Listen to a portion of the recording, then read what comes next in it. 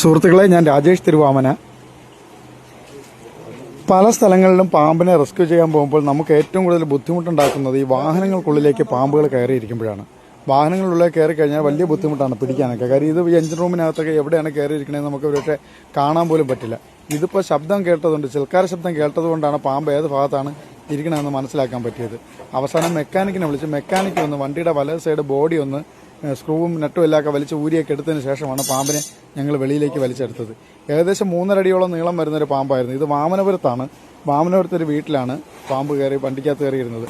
പട്ടി ഓടിച്ച് കയറ്റിയതാണ്. പട്ടിയെ കണ്ട് പേടിച്ച് വേഗം എഴിഞ്ഞ് വണ്ടിക്കകത്തേക്ക് കയറിയതായിരുന്നു.